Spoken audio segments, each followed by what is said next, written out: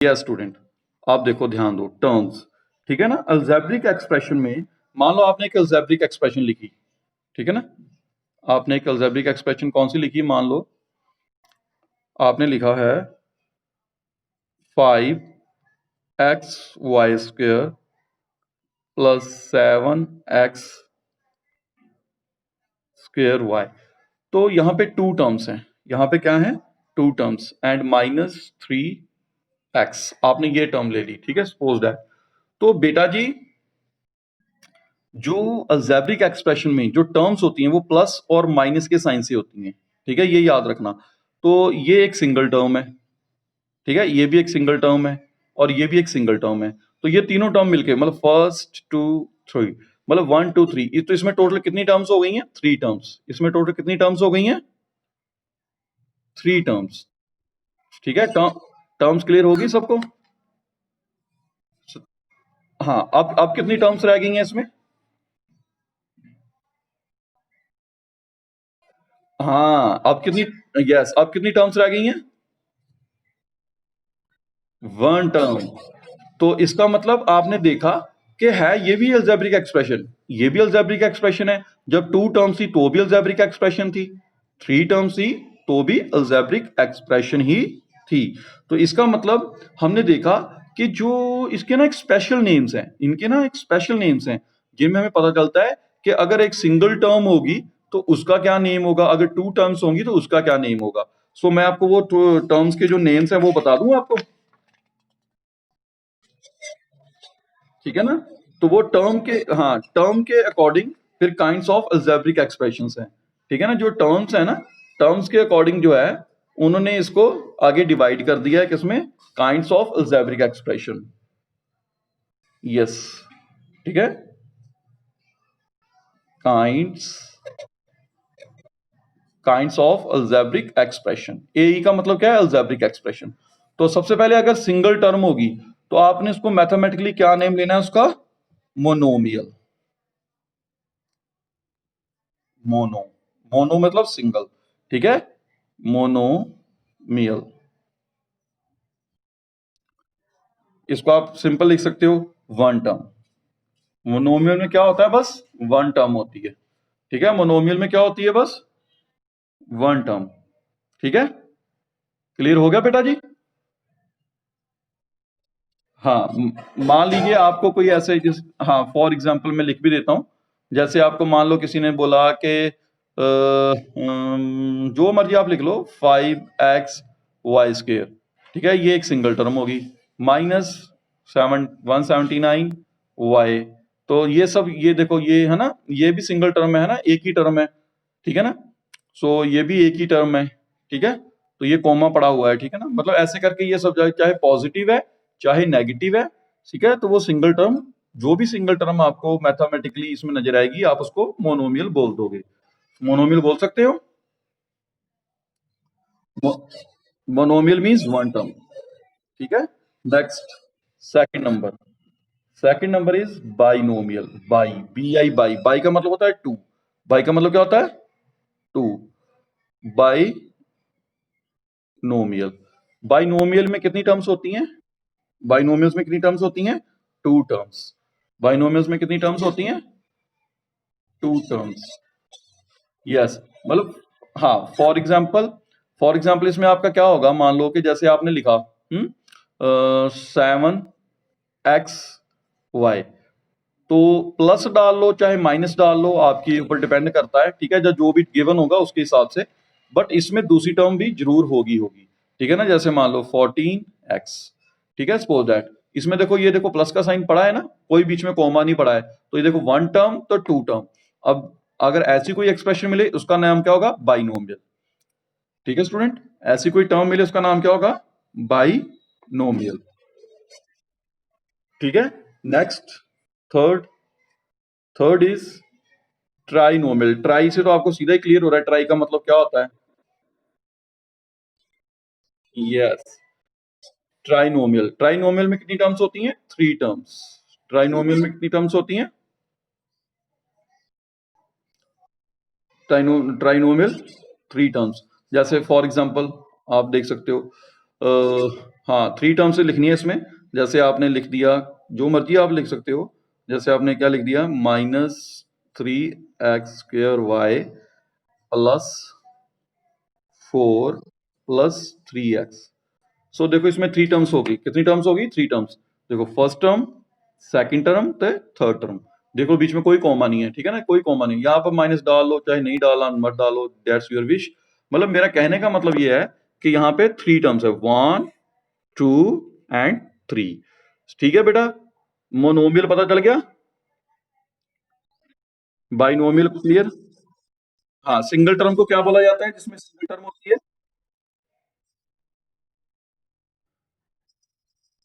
Monomial. और जिसमें 2 terms होती हैं उसको,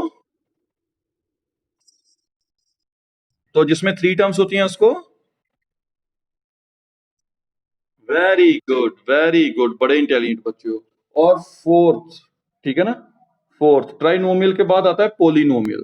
ट्राइनोमियल के बाद क्या आता है, पोली पोलिनोमियल। बेटा पोलिनोमियल जो होता है ना, पोलिनोमियल, पोलिनोमियल आप, पोलिनोमियल बहुत बड़ा एक एक पूरा चैप्टर है पोलिनोमियल का। जब आप 9th में होगे ना तो आप पढ़ोगे। सो पोली जो देखो, पोलिनोमियल का मतलब क्या है, पोलिनोमियल का मतलब यहाँ पे 4 टर्म्स नहीं है। पोलिनोमियल का मतलब 4 टर्म्स नहीं है। पोलिनोमियल का मतलब क्या है कि आप चाहे 1 टर्म ले लो, चाहे 2 टर्म्स ले लो, चाहे 3 ले लो, चाहे 4 ले लो, चाहे 5 ले लो, चाहे 6 ले लो, आप जितनी भी टर्म्स लोगे आप सबको पोलिनोमियल बोल सकते हो। ठीक है ना, पोलिनोमियल का मतलब क्या है, पोलिनोमियल का मतलब क्या है, ठीक है, मोर टर्म्स। हाँ ठीक है ना, मोर देन 1 टर्म्स, ठीक है ना, जिसमें 1 टर्म और मोर देन 1 टर्म्स। ठीक है, पोलिनोमियल में क्या आ जाएगा, 1 टर्म, 1 टर्म जा और डाल के ना मोर देन, ठीक है, मोर टर्म्स, 1 टर्म्स या मोर टर्म्स। यहां तक क्लियर हो गया फिर। नहीं तो ऐसे तो जैसे है ना, मतलब आप, हाँ अब मेरा क्वेश्चन है कि हम मोनोमियल को भी पॉलिनोमियल बोल सकते हैं,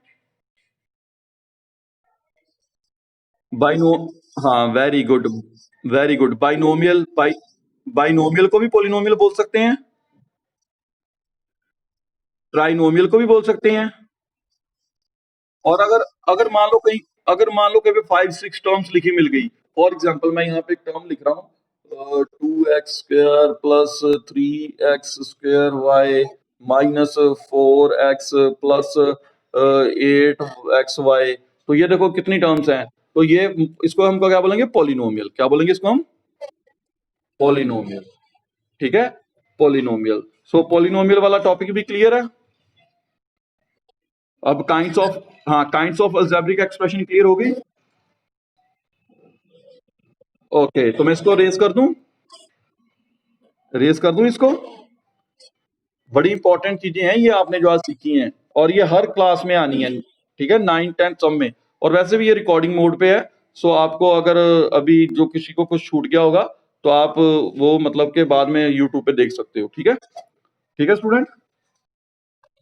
ओके, इसके बाद ना मैं थोड़ा सा आपको फैक्टर्स के बारे में सिखा दूं। किसके बारे में सिखाऊं, फैक्टर्स, किसके बारे में, फैक्टर्स। अब देखो अब बात हो रही है फैक्टर्स। अब मान लो आपने एक टर्म लिखी, कौन सी टर्म लिखी, 4x² प्लस 5xy²। ये एक एग्जांपल है, ठीक है। तो आपने जब इसके फैक्टर्स राइट करनी है ना, फैक्टर्स, ये मतलब ये 2 टर्म्स है ना, तो आपने फैक्टर्स राइट करने के लिए देखो, सबसे पहले इसमें 2 टर्म्स है। फर्स्ट टर्म कौन सी है, 4x² आपने अलग लिख लेनी है। सेकंड टर्म कौन सी है, 5xy², ठीक है, ये आपने अलग लिख लेनी है। अब देखो इसमें इसके जो फैक्टर्स हैं, इसके जो फैक्टर्स हैं, देखो आपकी इच्छा है, आप चाहे 2 × 2 भी लिख सकते हो, क्योंकि 2 2 या 4 होता है, ठीक है ना। आप 2 × 2 भी लिख सकते हो, और आप ऐसे x भी लिख सकते हो, डेट्स योर विश। ठीक है, ये आपकी इच्छा है। आप ऐसे नहीं लिखना चाहते हो 2 × 2 तो आप 4 भी लिख सकते हो, डेट्स योर विश। अगर आप यहाँ पे 4 भी लिख दोगे ना तो भी सही होगा। ठीक है, और यहाँ पे x मल्टीप्लाई x लिख दोगे तो भी सही होगा। बट एक बात का ध्यान रखना कि जब x मल्टीप्लाई x डालना है ना, तो x जो साइन है ना, सिंबल है, वो आपने स्मॉलेस्ट डालना है, और जो मल्टीप्लाई का ना, वो इस टाइप से जो क्रॉस डालना है, ताकि कहीं ऐसा ना हो कि सारे x x ही लगने लग पड़े। अब देखो डिफरेंट नजर आ रहा है ना कि ये x है और ये मल्टीप्लाई है, डिफरेंट नजर आ रहा है ना, जैसे मैंने राइट किया आपने भी ऐसे राइट करना है, ठीक है। अब इसके इधर देखो, इसके फैक्टर कौन कौन से हैं। इसका तो एक 5 लिख सकते हो आप, एक x लिख सकते हो, और एक, ठीक है, y मल्टीप्लाई y भी लिख सकते हो। अगर आपने ऐसे y मल्टीप्लाई y नहीं लिखना है, आप मल्टीप्लाई नहीं डालना चाहते हो, तो आप यहाँ से एक लाइन और लगा के ना, यहाँ से जैसे यहाँ से एक लाइन और लगा सकते हो, और ये वाला जो मल्टीप्लाई का साइन है ये बीच में से हटा सकते हो। आप ऐसे भी कर सकते हो, ऐसे यहाँ पे भी आप मल्टीप्लाई का साइन हटा सकते हो बीच में से, ठीक है। ये आपके ऊपर डिपेंड करता है, बस इसमें कोई दिक्कत वाली बात नहीं है। ये भी है, मतलब ये जो सिंगल सिंगल टर्म में आपने सारा कर देना है, ठीक है। ये आपके ऊपर डिपेंड करता है। अगर आपने यहाँ पे मल्टीप्लाई डाल दिया तो फिर ये वाली लाइन ऊपर से नहीं लगानी है, अगर नहीं डाला है तो आपको ये लाइन लगानी पड़ेगी। सिंपल है कि बहुत सिंपल है, ठीक है ना। हाँ, फैक्टर्स बड़े इजी हैं। हाँ, हाँ। Next thing is coefficient, next thing is coefficient, sorry, ये student, coefficient, C O E double F आई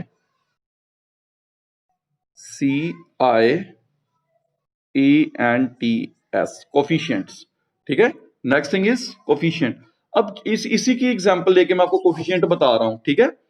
अगर कोफिशिएंट होता है जो उसके साथ नंबर पड़ा हो एक टर्म में ना, एक टर्म में, जैसे इस टर्म में अगर आपसे पूछा जाए 4 का कोफिशिएंट क्या है, तो आप बोलोगे एक्स स्क्वायर।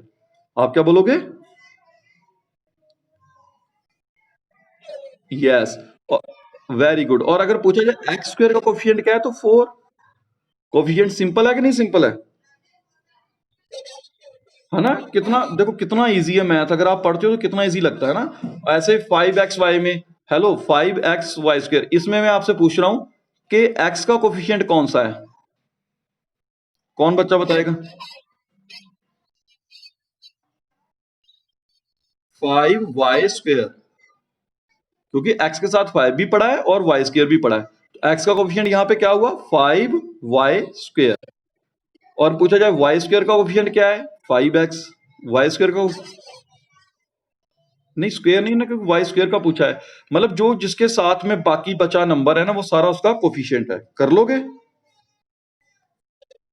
और अगर पूछा जाए, अगर देखो स्टूडेंट, अगर अगर अगर पूछा जाए न्यूमेरिकल, ठीक है ना, न्यूमेरिकल कोफिशिएंट, न्यूमेरिकल मीन जो नंबर वाला है, अगर पूछा जाए ना न्यूमेरिकल कोफिशिएंट, इसमें 5 है और इसमें 4 है।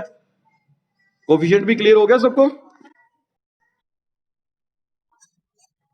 ठीक है बेटा जी।